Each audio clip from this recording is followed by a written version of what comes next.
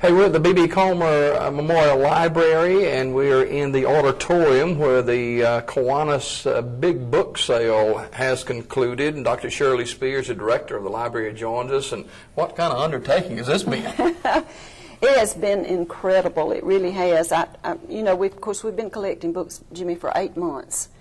And Jim Clark has just been wonderful. He has opened he had a storage room that he opened for us, and also he collected books, cleaned, priced them, and then here we had a lot of donations coming in, and we had one person that gave us several thousand books, and so we made sure they were dusted and wiped down and priced and sorted. I've never seen so many books in my life. Right, and this is just the tail end of the sale. We've sold thousands of books already in here. We've been selling for 5 days. We had a preview on Thursday night that was a small preview for our foundation board members and Kiwanians, and we had some other people come in. So we had a silent auction on Thursday night and just kicked off. And then we sold all day on Friday and Saturday, and then we've been in here 3 days this week. We have them, as you can see, divided up nicely and by categories, and the signage is there. All you had to do is walk in. You could go straight to what you wanted to see.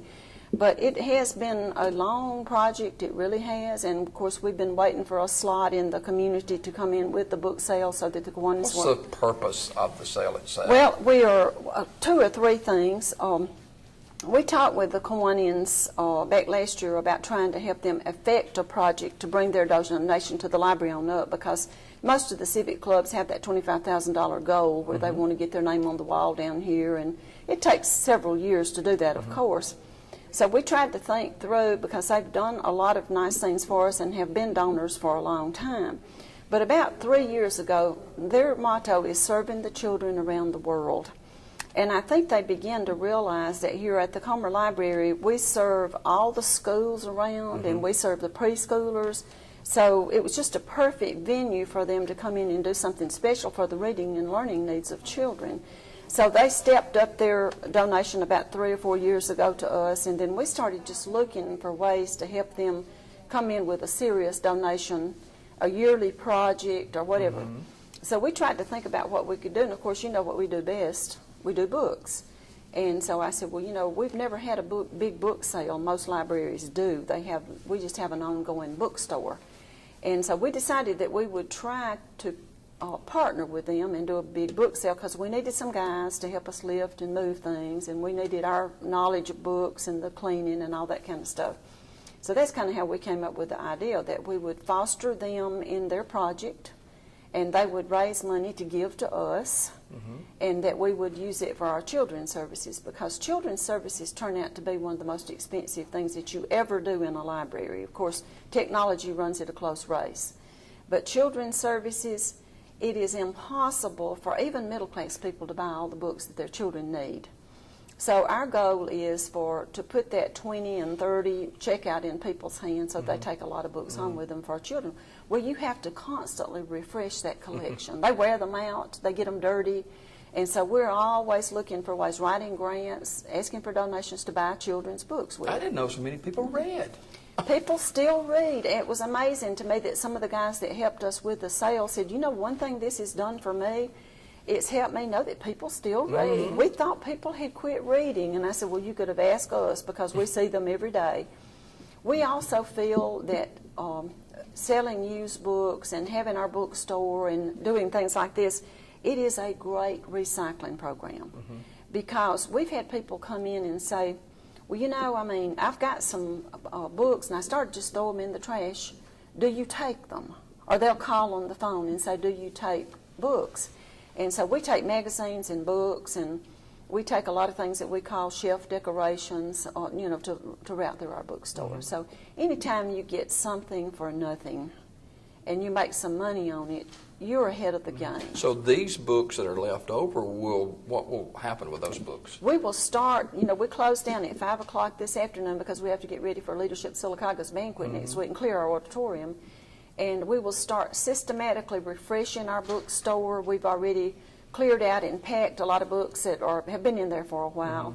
So we're going to be able to come back in with something that people can look forward to coming down and seeing what we've got in that bookstore, because we will totally refresh our bookstore.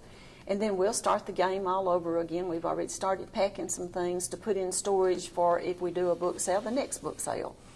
So it's a never-ending cycle. It's a lot of work. It's a lot of fun. A lot of volunteers help us with it, and we just constantly are trying to get books into people's homes, because you've got a grandson, and you know how much he likes books. And he's upset because Mickey Mouse was not available Not here. any longer. Someone has already bought Mickey Mouse. But if you didn't have books around the house and you never had read to him, he wouldn't know about books. So we want people to have choices, and for children to see that it's important. And that's the way you do. It's like anything else. It's like religion or morals or ethics or anything. You model reading. Yeah. And you have a home where you have reading materials. You make it a point. Let them see you read. You sit down and read the newspaper at night or in the morning, or you do this in front of your children, and it enters their little mind that, hey, Papa does this. Right. And so this is really important to us, that some people don't have reading materials in the home. I don't think I ever saw a book except a song book and a Sunday school card and a Bible till I started to school. So I know that it's possible to have homes out there where they don't have reading materials. And I want them to be able to come in and spend a quarter or 50 cents or $1 and take some things home for their children. The Kiwanis Big Book Sale is now history of tremendous success. We're talking with Dr. Shirley Spears, the director of the B.U. Comer Library, and of course we're taping this in the Harry I. Brown Auditorium. A tremendous civic leader and huge supporter and partner in the library. He passed away a few days ago. What impact did he have in you working with him in this library? Well, you know, it's really hard to describe what Harry meant to us. And when I say meant to us, I mean to the board, to the staff, to the Library Foundation Board. That was his brainchild. He was the person that from the very beginning, he wanted a library foundation to raise extra money for the library. But most of all, Harry was truly interested in reading and learning, and he was interested in the welfare of people in this area, in this town, and beyond. And so he was just a great inspiration to all of us. And I can't get my arms around the fact that he's gone. I don't know how we will come to terms with Harry not being with us. And I will tell you this, in many ways, he will be with us for a long time, because his handprints are here, aren't they? His handprints are here, but his presence also, you know, we all still feel Harry's presence, and we know how he liked for things to be. We know how he wanted things to be. He was the consummate board member. He knew he didn't run the library, he ran the bank.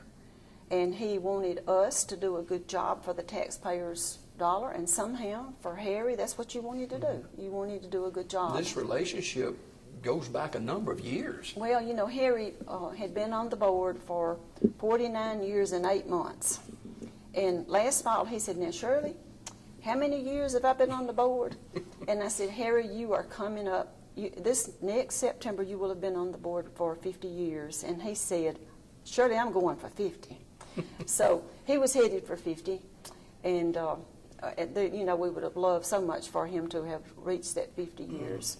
But it wasn't to be. But I told somebody the other day, I said, well, in a way, he will make 50, because he'll be sitting right down there with us. He'll be sitting on my shoulder. And we'll all be aware of Harry's presence and how he loved the library and how he wanted us to go forward. He always wanted progress. And the auditorium that we're sitting here in, this auditorium, I can't think of very many things that has meant as much to service that we give as this auditorium has. Now, there are things that have made enormous differences for us, like technology. You know how much difference it's made in your work, in your world. Well, it's made just a lot of difference in our world also. But the auditorium gave us connections and ties to the community, to the work world, the corporate world. I can't tell you how much this auditorium means to a place to meet, a place to have functions, to do things. You know about it because you advertise most of it. Bringing health information, tying the doctors to the people, bringing them out face to face, the cultural arts programs. We couldn't do any of that until we got this auditorium. So it has been such a blessing to us to have this auditorium and to be able to use it for the benefit of the community. Now, June 11th, we'll kick off and we'll have probably 300 kids in the floor sitting in here. We'll clear this room and it won't have books or chairs or anything in it. They'll be sitting in the floor. Of all the things that we did down here, that was Harry's favorite. He always had me every year at summer reading kickoff to send him pictures of the children sitting in the floor watching the performances, and of course they check out thousands of books during the summer also. But that was what he was all about, was learning and bringing up children to read and to learn and maybe changing their lives. Because he was such a believer, and he had become such a believer, that education was just the way to change people's lives and for them to lift themselves up and to do better. So I just saw Harry grow into such a philanthropist and also just a caring person, a personally caring person. It wasn't all just about him trying to help them. It was about him caring about them. So he was a special man. Yeah. Harry Brown Sr. died at the age of 91 earlier this week, and everywhere you turn, you see a picture. You see a nameplate of where he was such an integral part of the success of this library, and it was, as you mentioned, the love that he had. He did. For the children and for education and for reading and that kind of thing. And so I know he'll certainly be missed, but you can always lean on the experience you glean from him. He'll always be with us in that sense that I spent a lot of time with Harry over the years. He came by a lot. And I learned so much from him about the town and about what has been. The church, he talked about the church a lot. It was the love of his life. And he used to say, Shirley, as I get older, the most important, precious thing I have is my time. And I've just got a few cards now. I got a library card and a credit card. And he told me the kind of cards he carried around in his billfold. And he said a whole lot less than I used to.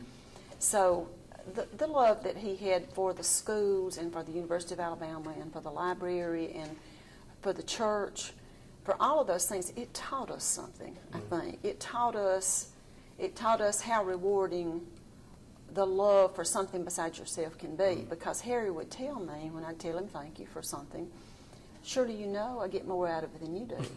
He always said that, and I think he truly meant that he did get a lot out of what he did. So it makes your heart feel good to see somebody come to that point in their life, because we don't all always get there. That's true. Thanks for taking a couple of minutes with us today. I enjoyed it.